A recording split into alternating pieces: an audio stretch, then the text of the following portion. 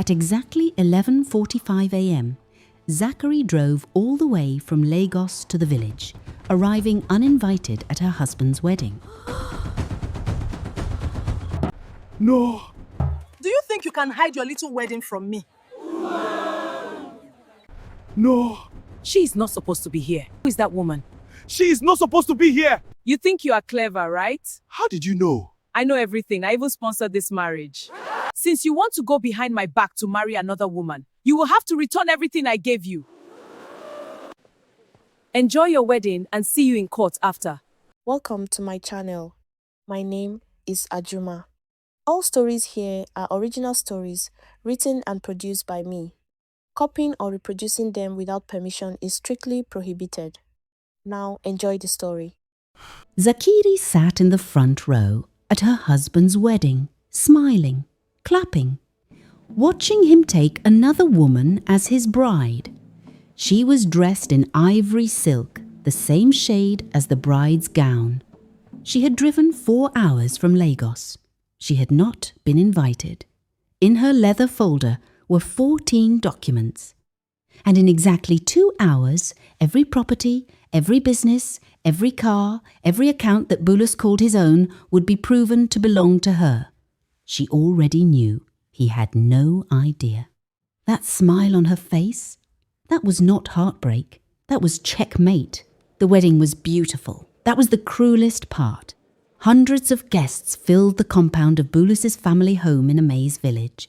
Canopies in gold and white stretched from one end of the yard to the other. Women in matching Ankara danced in rows, their feet raising fine red dust that caught the afternoon sun. The smell of pepper soup and jollof rice drifted across the entire street. Children ran between tables. Men drank beer under the mango trees. An MC with a microphone cracked jokes that made the whole crowd roar.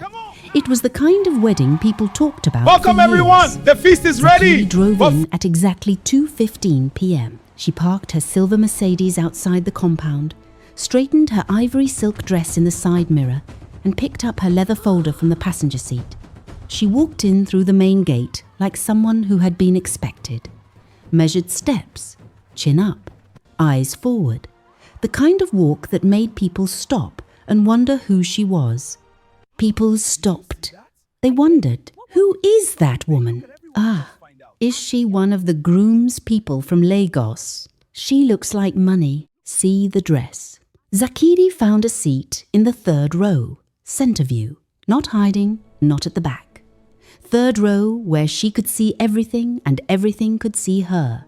She set her folder on her lap and folded her hands over it. Then she looked up at the wedding canopy where Bulus stood in an embroidered agbada laughing with his groomsmen. He hadn't seen her yet. He was too busy being happy. Amina, the bride, came out minutes later to ululation and drumbeats. She was young and lovely, in a white gown trimmed with gold. Her face glowed with the specific joy of a woman who believed her life was beginning. Zakiri watched her walk down the aisle. She did not look away. She did not flinch. Then Bulus's eyes swept across the crowd. He froze. Not a slow freeze, an instant one. The kind that happens when the body understands danger before the mind does. His face went from joy to confusion to something approaching terror in the space of 2 seconds. His groomsman nudged him. He didn't move. Zakiri raised one hand. A small wave, almost friendly. Mama Sule, who was dancing near the canopy, noticed him go still. She followed his gaze, found Zakiri, did not recognize her, leaned to whisper to the woman beside her. Within 60 seconds, the whispers had spread across 4 rows. That woman, do you know her? She came alone. Nobody knows who invited her. See how she's sitting, like she owns the place. A young cousin of Bulus's approached Zakiri quietly. Excuse me, Auntie, are you on the bride's side or the groom's? Zakiri turned to him with a polite smile. Neither. I'm the groom's wife. The boy blinked. walked away quickly. Bulus excused himself from his groomsmen and moved toward the seating area, his agbada flowing, his face carefully arranged into something that almost looked calm. He crouched beside Zakiri's chair, his voice dropping to a hiss. "What are you doing here?" "Attending your wedding," she said pleasantly. "The food smells wonderful." "Zakiri, I'm warning you." "Bulus." She said his name softly, almost gently. "Go back to your bride.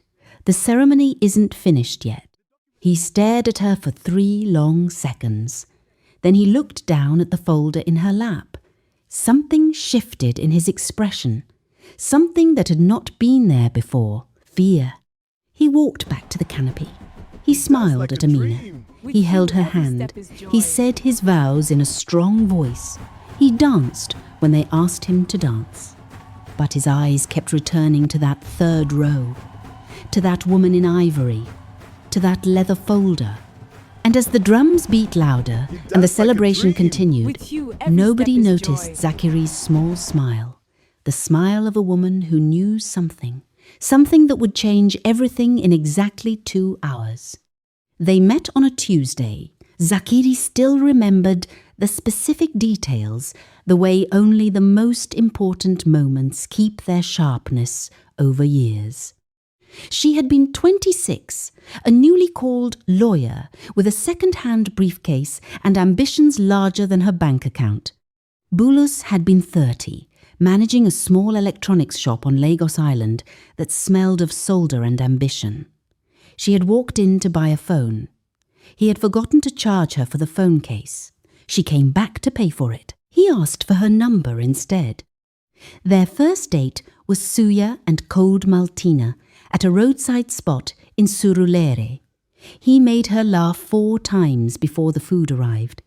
She told him she was going to be the best property lawyer in Lagos. He told her he was going to build something real, something that would last. They talked for 3 hours. She missed her last bus home. He drove her. They married 2 years later. Small ceremony, just family and close friends. Zakiri wore a cream lace dress. Bulus wore a suit he had saved 3 months to buy. Her mother cried. His mother said she was too thin. The photos were slightly blurry because they hired a cheap photographer. They were the happiest pictures Zakiri had ever taken. The early years were lean and burning with purpose. They shared a 2-bedroom flat in Gbagada. She built her practice from scratch evenings, hunched over case files, weekends at the land registry, years of learning the precise architecture of property law. He expanded the electronics business, added a 2nd shop, then a 3rd. When he needed capital for a warehouse, Zakiri's legal knowledge suggested the structure. Put assets in her name, protect them from creditors and business risk.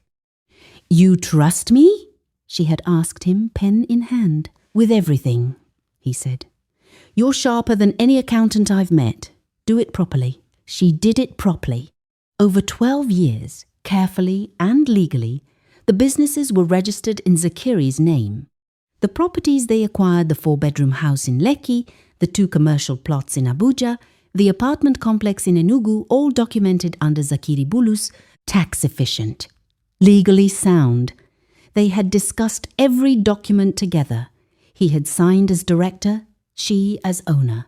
It was a structure any good lawyer would recommend. She trusted him completely. How could she not? He was her partner, her best friend, the man who made her laugh before the food arrived. The first signs came quietly, the way warnings always do, too gentle to alarm, too small to investigate. He started visiting his village more often. Once a year became twice. Then he was going every other month. "His mother is sick," he said. "The old woman needs someone." Zakiri never questioned it. She sent gifts. She sent money for medications. She asked after his mother's health with genuine concern. She was busy anyway. 3 major property disputes running simultaneously, a new government contract to chase, a junior associate to train. She did not notice the way his phone tilted away from her when a message arrived. She did not notice the new shirts he wore on village trips, but never around her. She did not ask why his mother, allegedly too ill to travel, sounded completely well on the one occasion Zakiri called directly.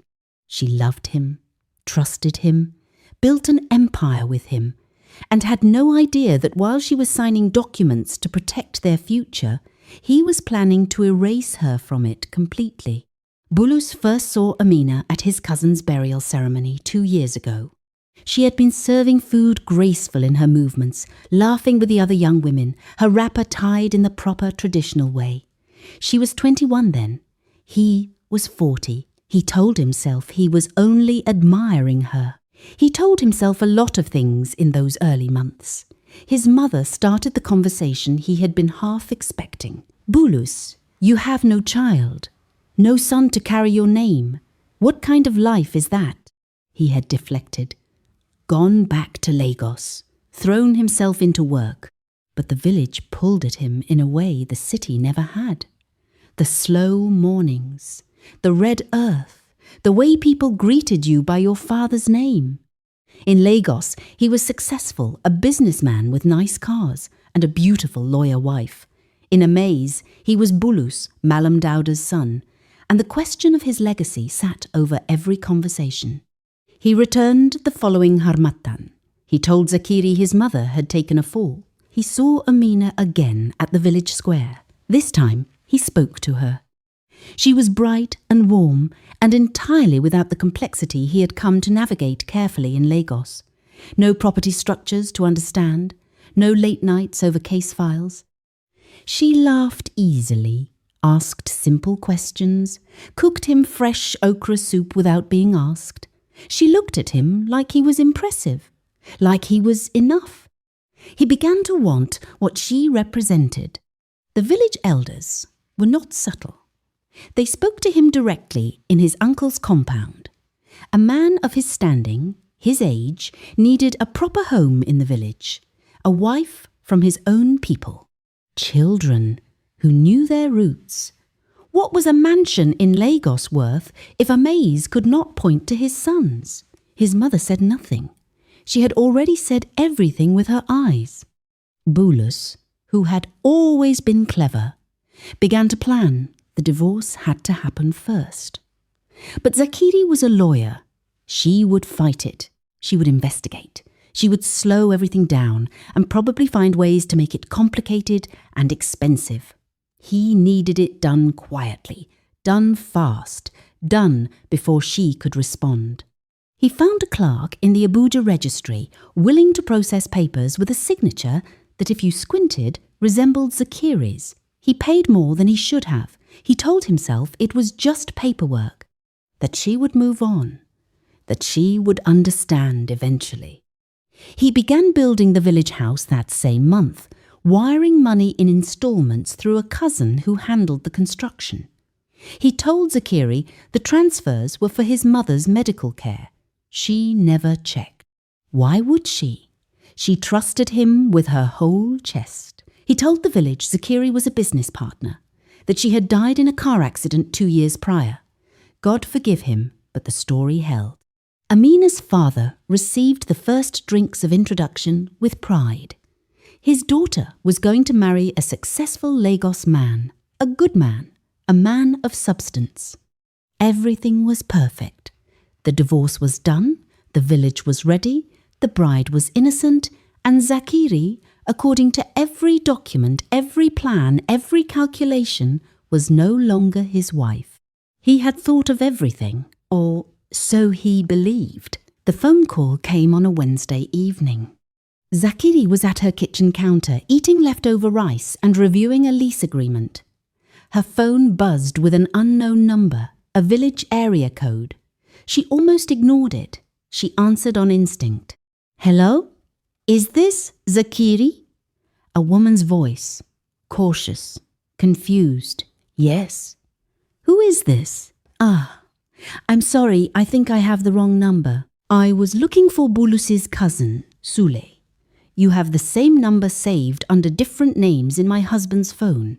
Sorry to disturb you, Ma. The woman was already apologizing her way off the line. Wait, Zakiri said. You said Bulus? Yes.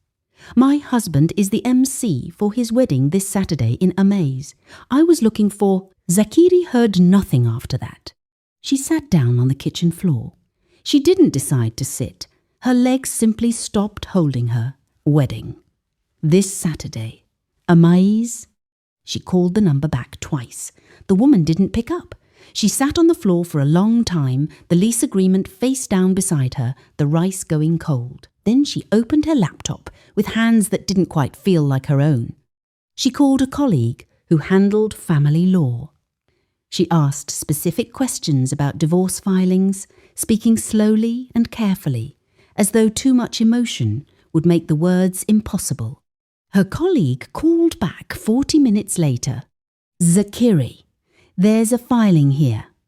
Abe Okuta Registry. 3 months ago. A pause. The signature.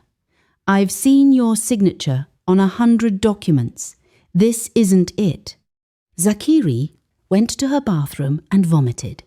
Then she sat on the bathroom floor, back against the tub, and allowed herself exactly 1 hour.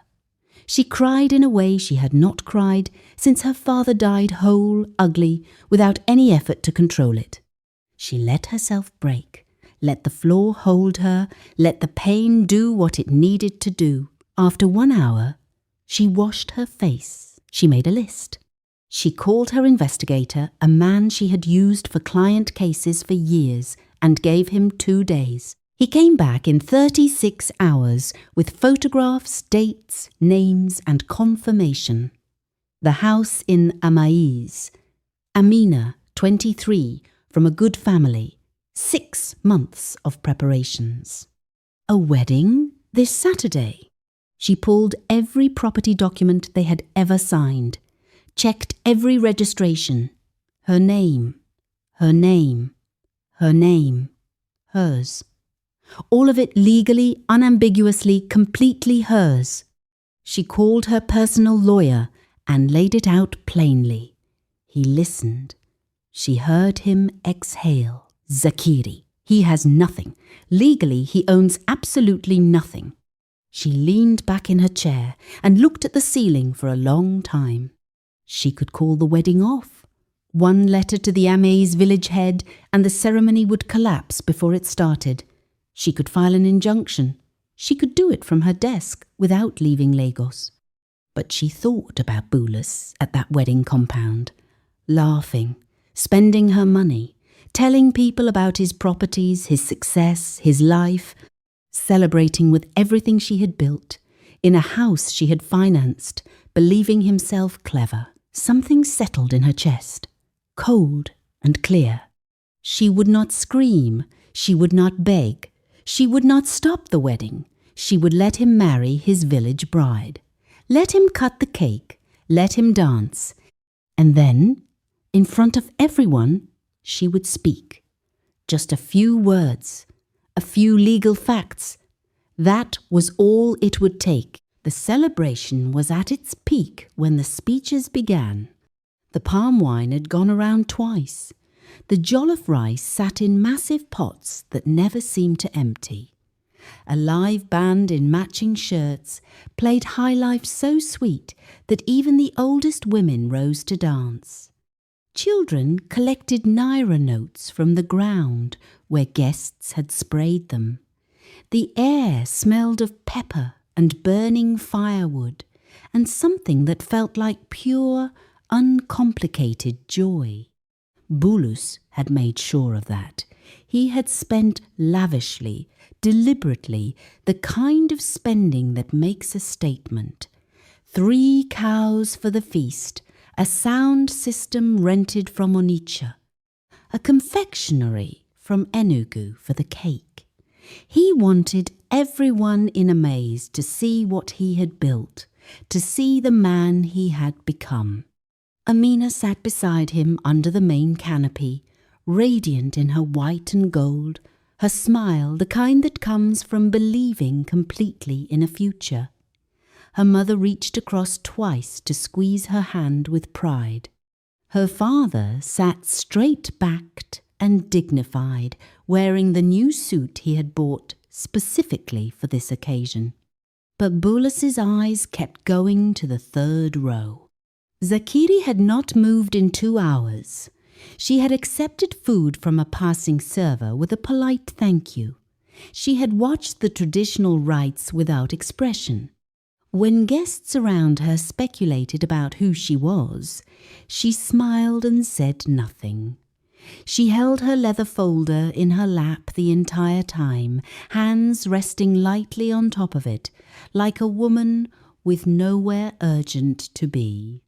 Mama Sule had approached her first, all authority and suspicion. "Who are you? Who invited you to this wedding?" "I know the groom," Zakiri said simply. "From where? From our wedding 12 years ago?" Mama Sule had walked away fast, pulling her wrapper tighter. Hawa, Bulus's aunt, came herself 20 minutes later, a smaller, older version of his eyes in her face. She looked at Zakiri for a long time without speaking. "You should not be here," she said finally. "With respect, Auntie," Zakiri replied, "this is the most appropriate place for me to be." Hawa left without another word. Her face was unreadable in the way of women who are calculating quickly. The MC called for the second round of dancing, and Bulus pulled Amina to her feet, spinning her to laughter and applause. He was performing. Zakiri could see it clearly from the third row, the exaggerated joy, the laughter pitched a half note too high, the way he angled his body to keep Zakiri in his peripheral vision. He approached her one final time during the serving of the wine. He crouched low, face close, voice barely above breath. "Zakiri, I am begging you. Whatever you came to do, don't. Not here, not today. Think about what you're doing." She looked at him for a moment. At the man she had loved for 14 years. At the face she had memorized completely. "I've thought about nothing else for 2 weeks," she said quietly. "Go back to your bride, Bulus." He went back. The guests ate and praised the groom. Friends testified to his character. His uncle gave a speech about the dignity of the family name. Every word settled over Zakiri, like something she was simply waiting to outlast. The master of ceremony called for speeches. Family members spoke. Friends praised the groom. And then Zakiri stood up. Slowly, deliberately, every eye turned to her. The music stopped. And in the sudden silence, she smiled. "My name is Zakiri Bulus." Her voice was clear and even. The courtroom voice she had spent 14 years building. It carried across the compound without effort, without rage, without a single tremor. "I am a property lawyer based in Lagos. And I am Bulus Norsu's wife, his only legal wife." A sound moved through the crowd like wind through dry grass. Not screaming, not yet. Just a collective exhale, the sound of hundreds of people readjusting reality simultaneously. Bulus stood up from his chair. "This woman is—" "Sit down, Bulus." She said it the way you speak to someone who has already lost the argument. "Please, it will only take a few minutes." Something in her voice made him sit. She opened the folder. "I want to be very clear about something before I begin." She looked directly at Amina as she said it. "I have nothing against this young woman. She was deceived as completely as I was. Everything I am about to say is not aimed at her." Amina was already crying. She did not know why yet. Her body had understood before her mind. Zakiri lifted the first document, our marriage certificate. Bulus, Nwosu and Zakiri. Married in Lagos on the 15th of March 12 years ago. She held it up, turned it so the crowd could see the stamp, the signatures, the seal. This marriage was never legally dissolved. She placed it on the table beside her. 3 months ago, a divorce application was filed in Abeokuta. It carries a signature claiming to be mine. Second document. Here is an analysis from a certified forensic document examiner. The signature is forged. The divorce does not exist.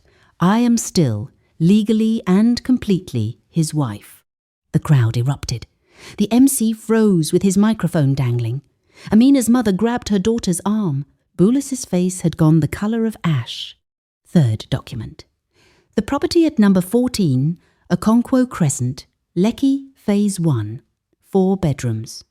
Registered owner, she turned the page. Zakiri Bulus, my name. Fourth. 2 commercial plots in Abuja. Owner of record, Zakiri Bulus. Fifth. This house. She gestured around the compound at the newly painted walls, the cement floor, the iron gate, the land on which this wedding is currently taking place.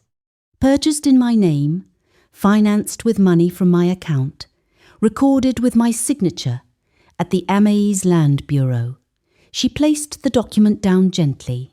My house. The silence that followed was different from silence. It had texture. The businesses. Sixth document. 3 electronics retail outlets, registered under Zakiri Bulus. Seventh. The warehouse in Ogba. Sole owner Zakiri Bulus. Eighth. The investment accounts. All coordinated through my name, my signature, my legal authority. Amina's father rose from his chair. The look on his face was not confusion anymore. Everything, Zakiri said, closing the folder, that Bulus told you he owns belongs to me. Every property he pointed to as evidence of his success, I bought. Every business he described as his achievement, I built with him and registered in my name. Every naira he spent on this wedding came from accounts I control. She paused. He owns nothing. He is nothing on paper, and this wedding conducted while he is still legally married to me is, at minimum, a matter for the courts. She looked at Bulus one final time. He had aged in the past 5 minutes. Something in him had collapsed inward. I came here today not to stop this wedding. I came to watch the man who betrayed me celebrate with my money in my house, believing he was clever. I came to see the look on his face when he realized that while he was planning my replacement, I owned his entire life. Keep the bride, keep the celebration, but everything else I'm taking back.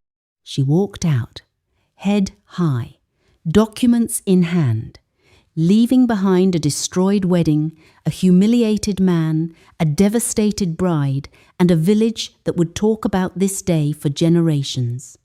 The wedding ended not with joy, but with confusion.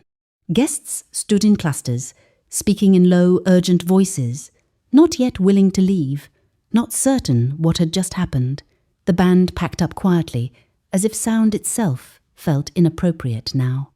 Children stopped running. The jollof rice sat uneaten in its pots. Amina sat in her wedding chair and did not move for a long time. Her mother knelt beside her, holding her hands. Her father had crossed the compound and was speaking to Bulus in a voice too controlled to be anything but dangerous. Bride price, return of every item, the family's name, their daughter's dignity. Bulus tried to explain. He used words like misunderstanding and complicated, and she's lying. But he was holding nothing. No documents, no counter-evidence, no ground to stand on. His uncle turned and walked back into the house without speaking to him. That, somehow, was worse than anything. By evening, the guests had gone. Zakiri's lawyer filed the formal notices that Monday morning property seizure proceedings, a restraining order, notification to the business partners and tenants operating under the registered companies. Within 72 hours, the locks on the Lekki house were changed. The warehouse in Ogba received new management documents. The bank accounts were restructured. Everything moved with the quiet efficiency of someone who had been preparing for exactly 2 weeks. Bulus drove back to Lagos with nothing in his name. He called Zakiri 7 times in the first 3 days. She did not answer. He sent a message that began, "Zakiri, I know I was wrong," and she did not read past the first line. There was nothing he could say that would rearrange what he had done, and she was no longer interested in the architecture of his regret. He rented a room in Mushin, 1 room, shared bathroom, the kind of place he had not lived in since he was 22. He sat in it and tried to understand how something so precisely planned had collapsed so completely. He kept arriving at the same answer. He had planned for Zakiri not knowing. He had never once considered Zakiri knowing and choosing her moment. In a maze they did not forget. Amina's family returned the bride price within 2 weeks. The village talked the way villagers do, thoroughly, repeatedly, for months.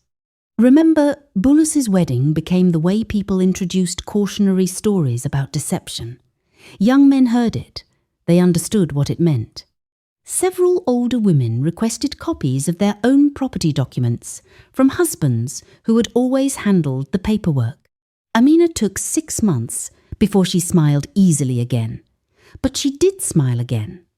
She met a teacher from Nsukka the following year, quiet, straightforward, honest. He came to her family directly, properly, with nothing to hide.